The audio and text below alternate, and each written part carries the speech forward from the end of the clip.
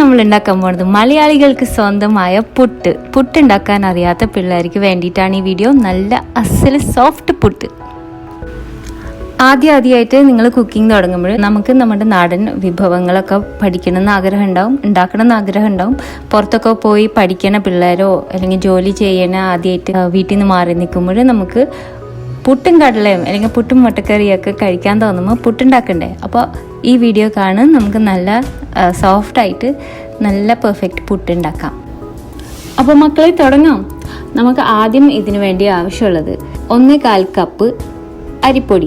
ഈ അരിപ്പൊടി പുട്ടിൻ്റെ പൊടി ചോദിച്ച് വാങ്ങിക്കണം. സാധാരണ ഫൈൻ റൈസ് ഫ്ലവർ മേടിച്ച് പുട്ടുണ്ടാക്കാൻ നോക്കി അത്ര നന്നാവില്ല. പുട്ടിൻ്റെ പൊടിക്ക് ചെറിയ തരി കാണും, അത് പുട്ടുപൊടി തന്നെ വാങ്ങണം. അല്ലെങ്കിൽ പിന്നെ അരി കുതിർത്തി പൊടിച്ചിട്ടൊക്കെ വേണം ഉണ്ടാക്കാൻ. ഇത് നമുക്ക് ഈ ബേസിക് റെസിപ്പിയിൽ കവർ ചെയ്യില്ല, വേറൊരു ദിവസം ആവാം. അപ്പോൾ 1/4 കപ്പ് പുട്ടുപൊടി, അതിന് ഉപ്പ് പാകത്തിന്. 1/2 ടീസ്പൂണിനേക്കാളും കുറച്ച് കുറവ് മതിയാവും.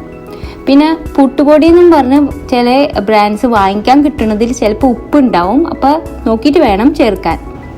പിന്നെ തേങ്ങ ചിരവിയത് വേണം, ഫ്രഷ് ഗ്രേറ്റഡ് കോക്കനട്ട്. ഇത് 1/2 മുതൽ 3/4 കപ്പ് വരെയും വേണം. പിന്നെ 3/4 കപ്പ് തിളപ്പിച്ച വെള്ളം. പിന്നെ പുട്ട് ഉണ്ടാക്കാൻ പുട്ടുകിടം അല്ലെങ്കിൽ ചിരട്ട എന്തെങ്കിലും വേണം. അപ്പോൾ ആദ്യം നമുക്ക് വെള്ളം തിളപ്പിക്കണം. പുട്ടിന് വേണ്ടിയിട്ട് ആവശ്യമുള്ളത് 3/4 കപ്പ് വെള്ളം. ഞാനിവിടെ കെറ്റിലിലാണ് ചൂടാക്കുന്നത്. എന്നിട്ട് നമ്മുടെ അളന്ന് വെച്ചിരിക്കുന്ന 1/4 കപ്പ് പൊടിയിലേക്ക് വെച്ചത് ഒരു 3/4 കപ്പ് വെള്ളം ആവശ്യമുണ്ട്. ഇതിലേക്ക് ആദ്യം നമ്മൾ തിളപ്പിച്ച വെള്ളം കുറച്ച് ഒഴിച്ചു കൊടുക്കുക, ഒന്ന് ആ പൊടി നനച്ച് കിട്ടാൻ വേണ്ടി ആവശ്യമുള്ളത്. എന്നിട്ട് സ്പൂൺ വെച്ചിട്ട് നന്നായി മിക്സ് ചെയ്ത് എല്ലായിടത്തും ഒരേപോലെ നനവാവുന്ന വരെയും ഒന്ന് മിക്സ് ചെയ്ത് കൊടുക്കണം. ഒന്ന് നനഞ്ഞതിന് ശേഷം നമുക്ക് ബാക്കിയുള്ള വെള്ളം കൂടി ചേർക്കാം.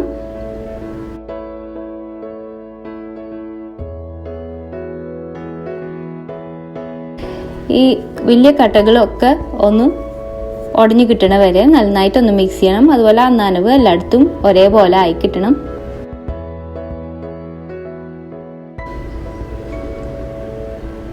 നമ്മുടെ പുട്ടുപൊടി എല്ലായിടത്തും ഒരേപോലെ നനവായിട്ടുണ്ട്.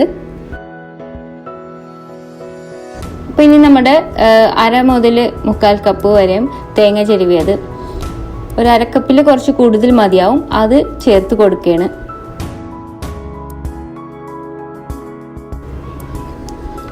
ഇനി ഒന്നും കൂടി നന്നായി മിക്സ് ചെയ്യണം. നമ്മൾ നേരത്തെ ചേർത്ത വെള്ളം തേങ്ങ ചിരവിയതും കൂടി ചേർക്കുന്നത് ഓർത്തിട്ട് കുറച്ച് കുറവായിരിക്കും, കാരണം ഈ തേങ്ങ ചേർക്കുമ്പോൾ ഒന്നും കൂടി നനവ് കിട്ടുകയാണ് നമ്മുടെ പുട്ടുപൊടിക്ക്. ഇനി നമ്മുടെ കൈ ഉപയോഗിക്കാം.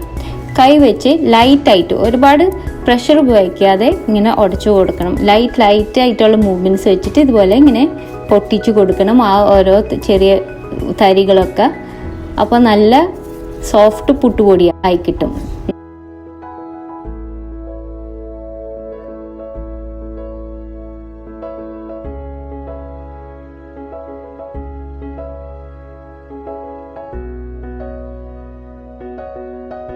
അപ്പോൾ പാകത്തിന് നനവുണ്ടോയെന്ന് അറിയണത് നമ്മൾ ഇങ്ങനെ കുറച്ച് പൊടി എടുത്തിട്ട് ഒന്ന് അമുക്കി നോക്കണം. ഇതുപോലെ ഒരുമിച്ച് ഒരു കട്ടായിട്ട് ഇങ്ങനെ കൂടി നിൽക്കുകയാണെങ്കിൽ പാകത്തിന് നനവുണ്ടെന്നാണ് അർത്ഥം.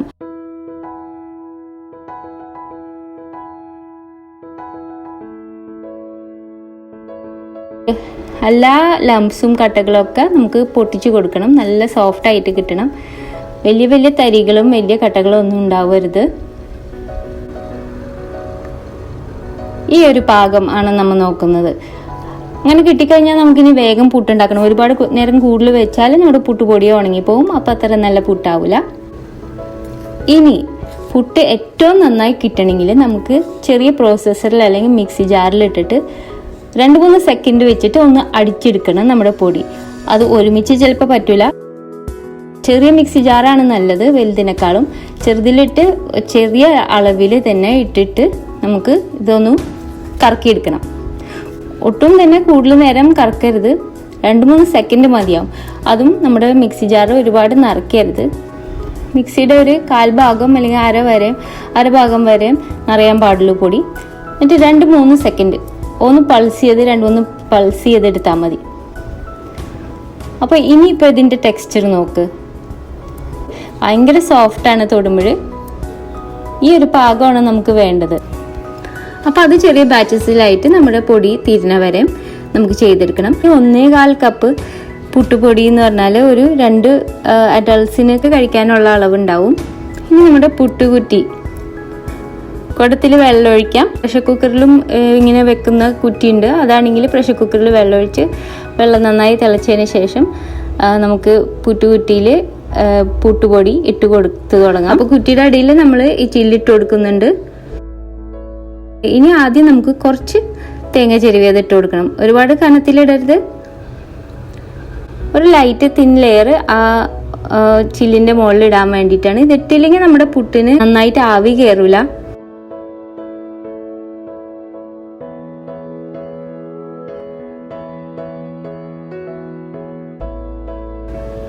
കണ്ടില്ലേ, നമ്മുടെ പുട്ടുപൊടി നല്ല ലൈറ്റ് ആയിരിക്കുന്നു. ഞാൻ പറഞ്ഞത് ഓർമ്മയില്ലേ, നമ്മൾ നനവ് ഉണ്ടോയെന്ന് ചെക്ക് ചെയ്യണത് ഇതുപോലെ ഒന്ന് അമർത്തി കൊടുക്കുമ്പോൾ ഒറ്റക്കെട്ടായിട്ട് നിൽക്കും. അതാണ് നനവ് ഉണ്ടോയെന്ന് നോക്കാൻ. കുറച്ച് നേരം ഇരുന്നെങ്കിൽ അതൊന്ന് ചെക്ക് ചെയ്യണം. നനവില്ലെങ്കിൽ പാകത്തിന് പോരാതെ വരും. ഇനി പുട്ടുകുറ്റി നിറച്ചു കൊടുക്കണം. ഒട്ടും തന്നെ പ്രസ് ചെയ്യരുത്, ഷെയ്ക്ക് ചെയ്ത് അമർത്തരുത്. നമ്മുടെ പൊടി ലൈറ്റായിട്ട് നിറച്ചു കൊടുക്കുകയാണ് കുറ്റി.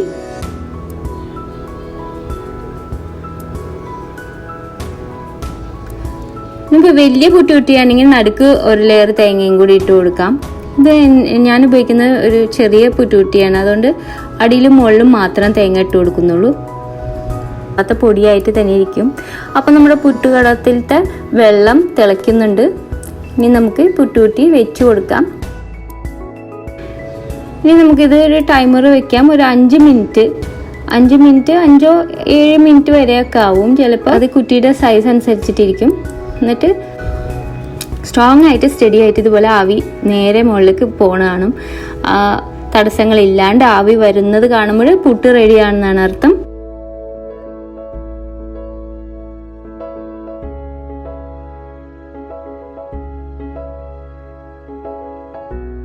ഇനി പുട്ട് നമുക്ക് പ്ലേറ്റിലേക്ക് ഇടാം.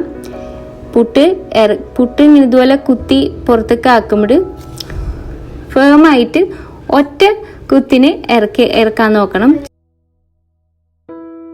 ഒരൊറ്റ കുത്ത് വെച്ചെടുത്താൽ മതി. അപ്പോൾ പുട്ട് പ്ലേറ്റിലേക്ക് വരും. നമ്മൾ സംശയിച്ച് പതുക്കനെ ഇത് കുത്താൻ നിൽക്കരുത്. അപ്പോൾ നമ്മുടെ പുട്ട് പൊട്ടി പോവും. നല്ല നേരെയായിട്ട് ഇതുപോലെ അങ്ങോട്ട് കുത്തി കൊടുത്താൽ മതി. അപ്പോൾ നമ്മുടെ സോഫ്റ്റ് പുട്ട് റെഡി ആയിട്ടുണ്ട്.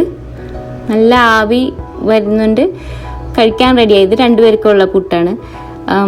ഈ പുട്ടിൻ്റെ കൂടെ കടലക്കറി, മുട്ടക്കറി ഇതൊക്കെ നന്നായി ചേരും. ഗ്രീൻ പീസ് കറി അങ്ങനെ, പിന്നെ പുട്ടിൻ്റെ കൂടെ മീൻകറിയൊക്കെ ചേരുന്നതാണ്.